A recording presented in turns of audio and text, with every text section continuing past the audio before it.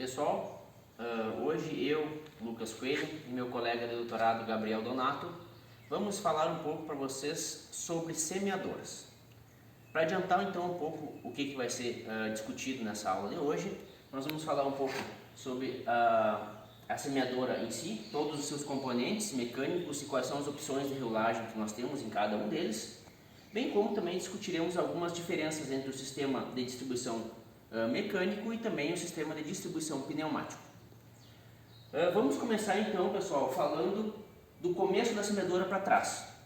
Então, o nosso primeiro componente que compõe uma semeadora adubadora se refere ao mecanismo de corte de palha, como a gente pode observar aqui na frente, que, como já disse, tem a função primária de cortar a palha para o nosso mecanismo sulcador do fertilizante.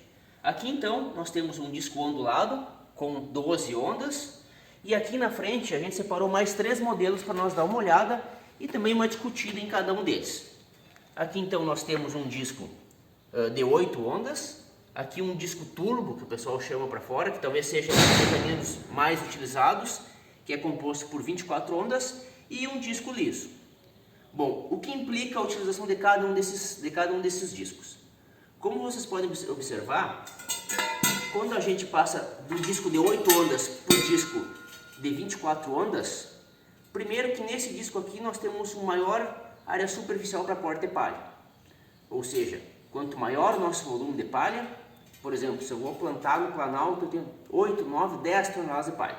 Eu vou ter mais dificuldade de cortar a palhada com esse disco do que com esse. Porque como vocês podem observar aqui nós temos uma área nesse disco da esquerda, uma área de mobilização de solo, de contato com o solo maior do que no disco turbo aqui à direita. Bem como esse disco turbo aqui tem uma maior dificuldade de cortar a palha quando comparado, por exemplo, com o disco liso aqui à nossa direita. Porque como vocês podem observar aqui nós temos uma área de mobilização de solo maior do que essa aqui.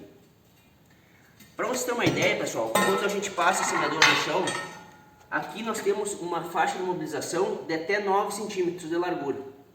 Aqui de 5 até 7 centímetros e aqui aproximadamente 3.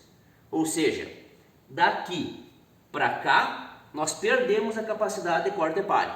No entanto, daqui para cá nós ganhamos em mobilização de solo. Ou seja, esse disco aqui mobiliza mais solo do que esse e esse mobiliza mais solo do que esse.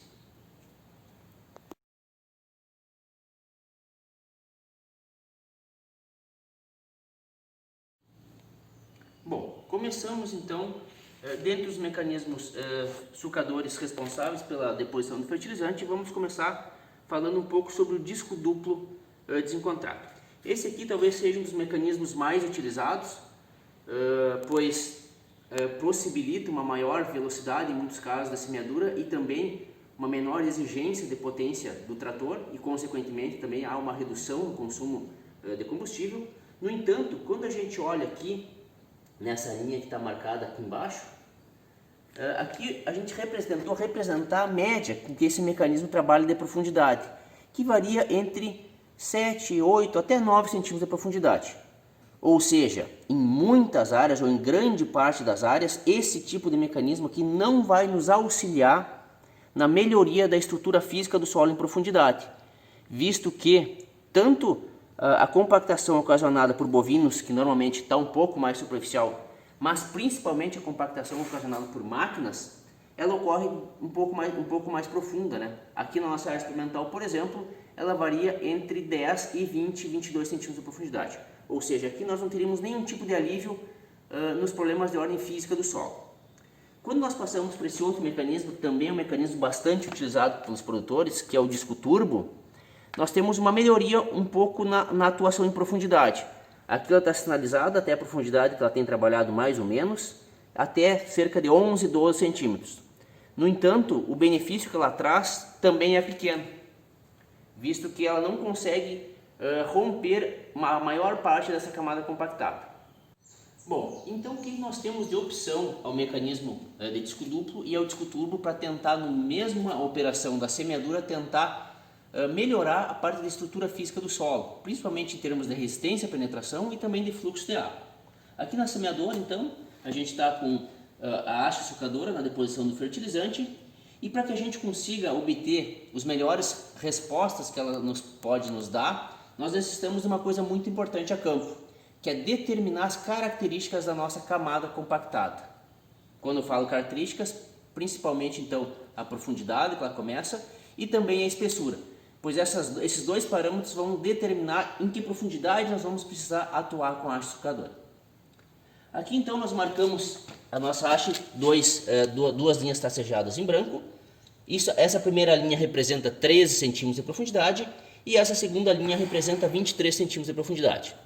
Aqui na nossa área, como a camada de maior restrição física varia entre 10 e 20 centímetros, quando nós utilizamos a haste na maior profundidade, apesar de nós aumentarmos o consumo de combustível e também a demanda de força de tração do trator, nós conseguimos praticamente romper quase toda a camada compactada e, consequentemente, aliviamos estresse.